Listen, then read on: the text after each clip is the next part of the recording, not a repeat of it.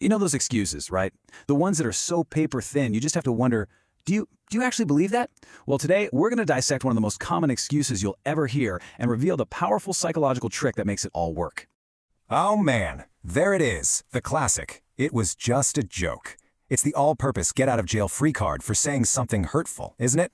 I mean, how many times have you been on the receiving end of this one?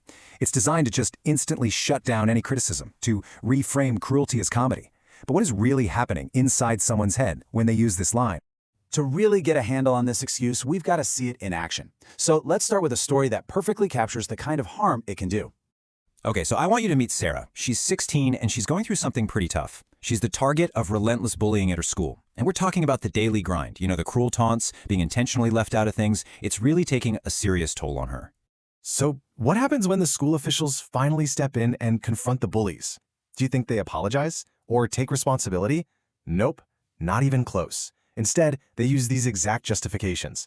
They actually claim they were doing her a favor, that they were just toughening her up. And of course, there it is, the classic excuse, we were just joking. That response is so common, so predictable, that you just know it can't be a coincidence. This isn't just about kids trying to get out of trouble. There's a specific mental mechanism at work here. So that leads to the really crucial question. What's the science behind an excuse like this?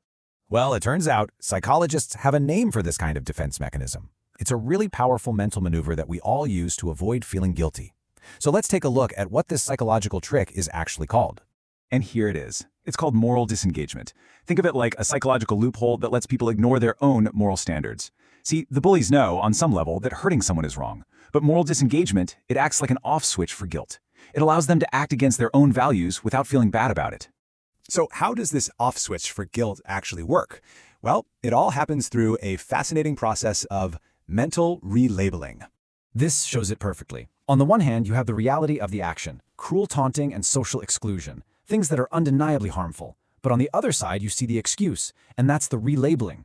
Cruel taunting gets sanitized. It becomes just joking. Social exclusion gets twisted around into toughening her up.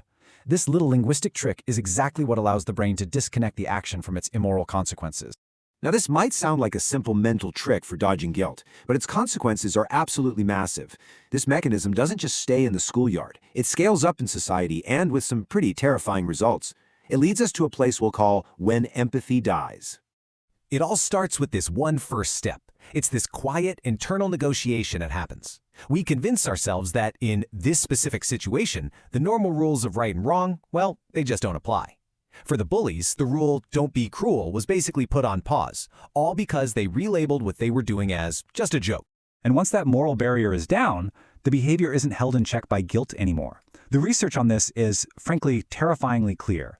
Moral disengagement doesn't just allow harmful behavior to continue, it predicts that it will escalate. Violence increases. And this, right here, this is the ultimate cost. Because to continuously justify hurting someone, you have to stop seeing their humanity. You have to tune out their pain. You stop relating to them as a person with feelings. And in short, your capacity for connection, it just withers away, and empathy dies. It's the tragic, final destination of that seemingly harmless little excuse. So this leaves us with a final and really vital thought.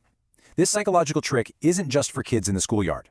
We see it in politics, we see it in business, and if we're being honest, we might even see it in our own homes. So the next time you hear a weak excuse, or maybe even feel tempted to use one, ask yourself, is this moral disengagement at work? And where else is this trick playing out in our world?